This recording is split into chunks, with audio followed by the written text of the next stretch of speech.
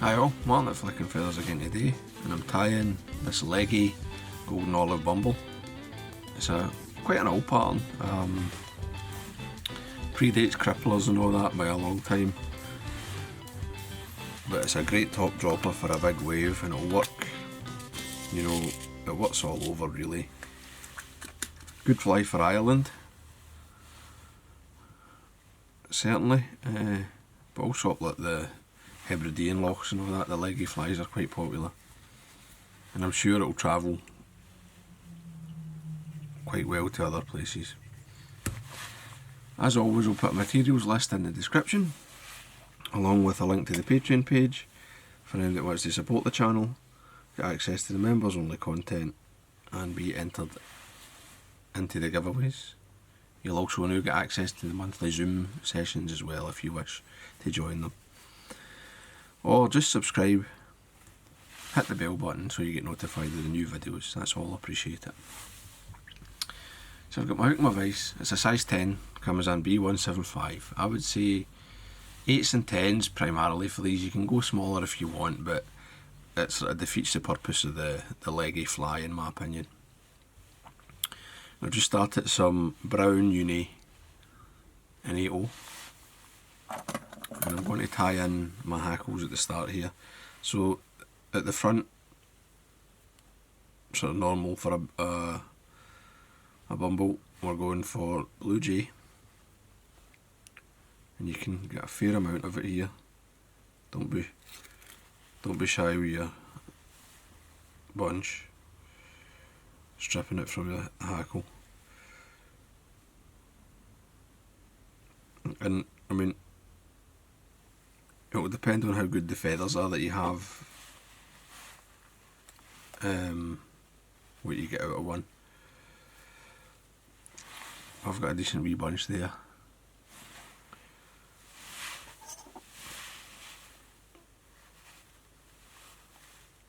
Now you want the tips to be roughly aligned, but it doesn't matter if they're slightly uneven.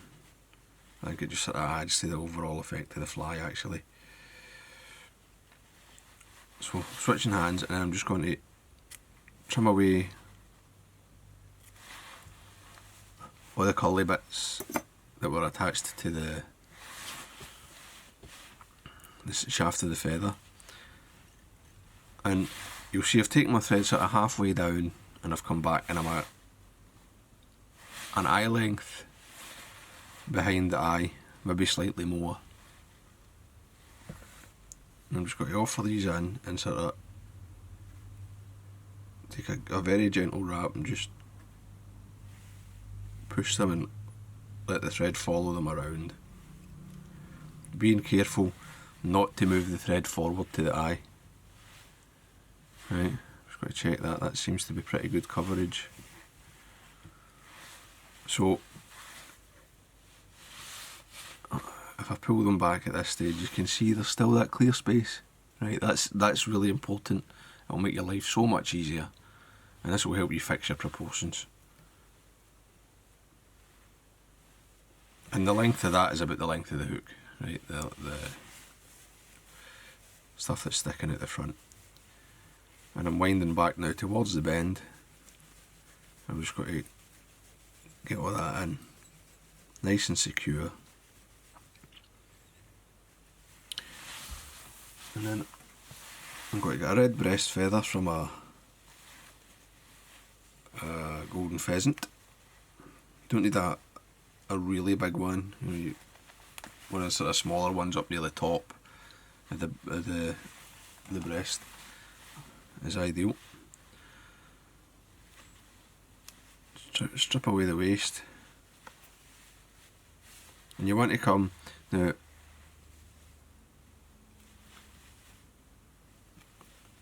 You can see there that hopefully the stem's quite thick, and I'm just at the point where it becomes sort of flexible and narrow and tieable. And I'll tie that in behind the J, and again my thread wraps are moving back towards the bend of the hook, never going forward. Come up Now I'm going to leave another small gap here, enough for 2 turns a hackle probably, so 1.5 mil. And then I'm going to get my body hackles.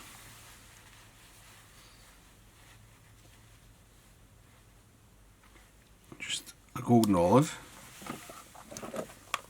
and a red game or a dark ginger, suitable for a size 10.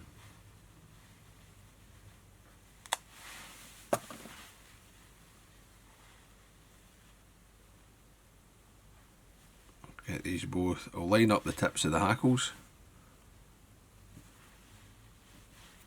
I'll strip them both away to the same point. So I've got 2 hackles that are the same length that I can easily wind together at the same time. Now, as before, I'm going to just tie them in with the hackle pointing forward. And I'm being careful to leave that small gap between the red breast feather and the 2 cock hackles. And then I'll take these back. I'm sort of running out of wax thread, so I'll just wax a wee bit more.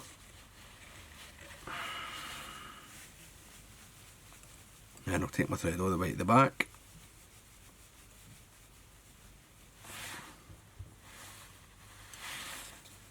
And around the bend slightly.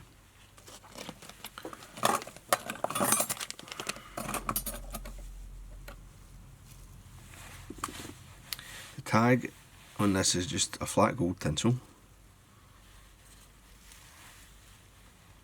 This is a number 14 uni, but like a medium.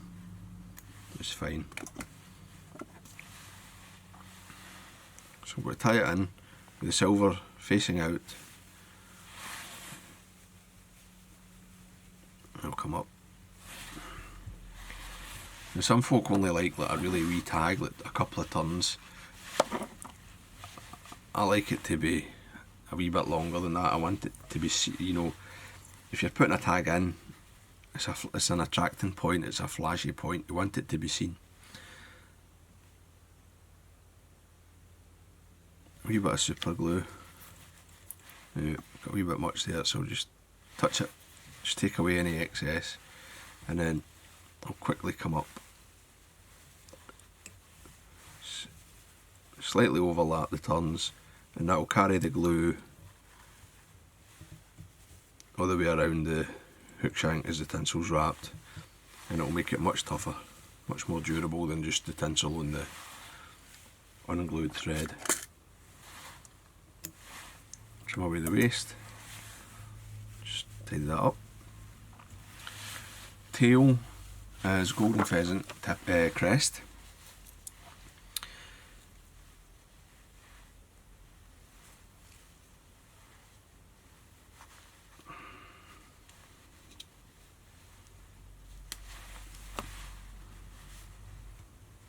If you feel one's too sparse, you can double it up.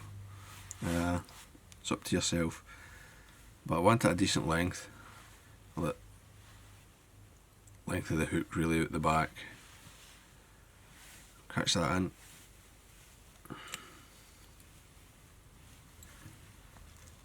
Bit short.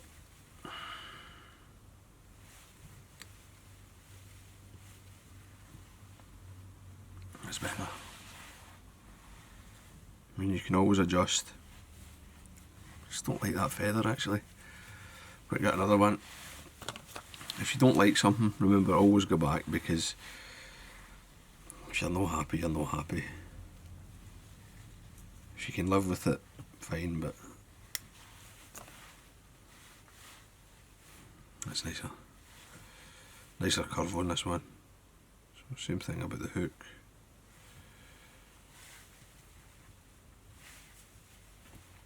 Aye, that's better.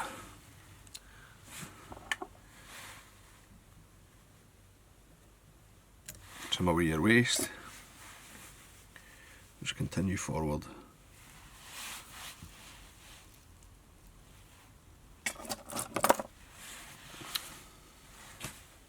And then I'm ready for my rib. which is oval gold. I'm using small for this size.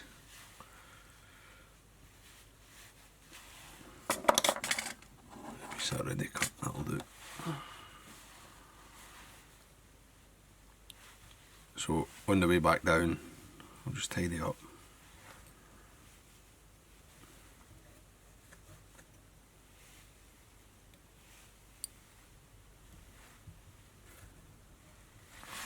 There we go, quite like that.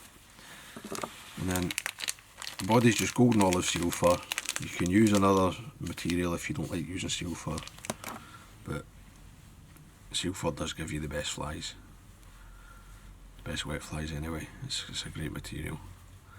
SLF and all that, I mean, it's a fair sub, but it's not as good.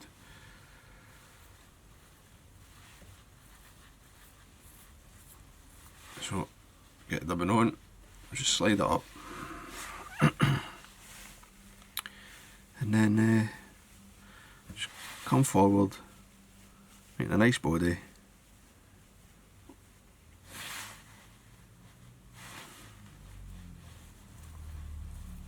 I'm going to stop when I reach the hackles. Now it's probably quite hard to see, but there is still an empty space, right? I'm going to wind the hackle on the seal fur, and I've still got the wee gap for my golden pheasant to be wound on. So we'll just take this, hopefully I can hold it in my fingers. I much prefer that with two hackles. Full wrap at the front, and then down the body.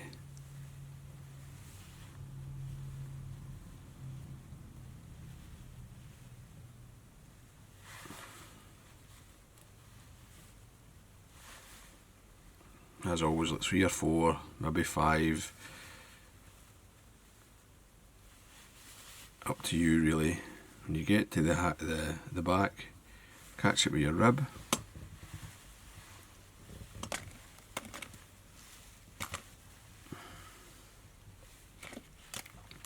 I would say I like to hackle this a bit less densely than a standard Bumble, because I like it to have a sort of slightly more straggly appearance, but again, that's just personal preference. Once you get your rib up, catch it in.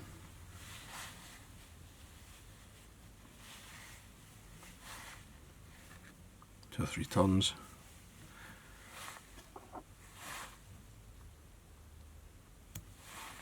Now I'm going to just make sure my J and everything's separate. I'm going to come back just that wee bit, just to make sure there's a clear edge to the body hackle, and then I'm going to wind my golden pheasant. You'll only get a couple of turns, but I'm winding it back in the same way as you would a body hackle. When you get there, and make sure you wind in the same direction your thread turns are going. So I'm winding away, then I'm going to come up, slice my thread through here, tying it down. Don't let go of your bobbin holder at this stage, keep everything nice and tight.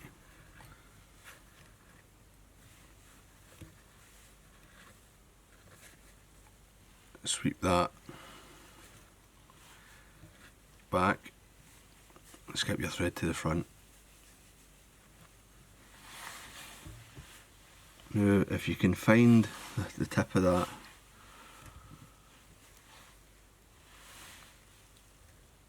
golden pheasant, you can sort of pinch it out, or you can leave it. I can actually get in there with my scissors, I can see the stem well enough.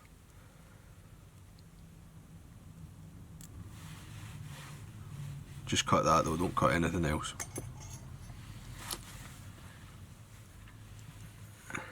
And then it's just a case of building a head to hold that J back in a nice position. I mean, if you make your head too long at this stage, you'll end up You know, you'll end up with it like cresting like that. You want it still to be fairly vertical, so don't go wild. Just making a nice head is probably enough to get the fly sitting how it should. Then we'll just whip finish.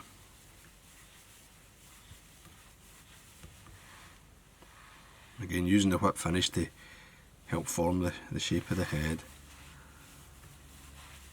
And another just for security.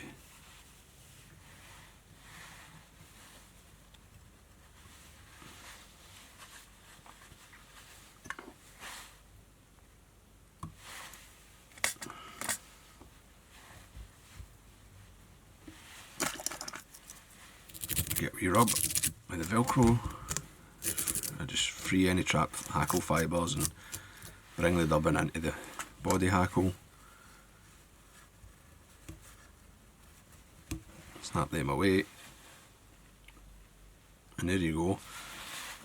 A wee bit of varnish on the head, a couple of coats. And you've got a lovely top dropper fly. It really is.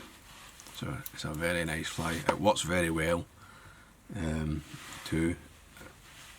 Big wave.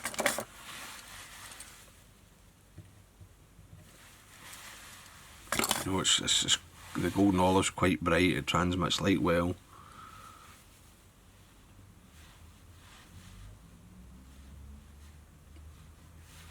It's a good fish catcher, this, and quite often you'll see fish coming up to it and then turning and taking maybe the middle dropper or the point fly.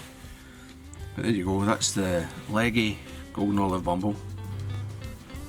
Great fly. Should be in every wet fly box, I think. So, I hope that was useful. Hope you enjoyed it. If you did, please remember to give me a thumbs up below and subscribe to the channel. Headlines, guys. Bye.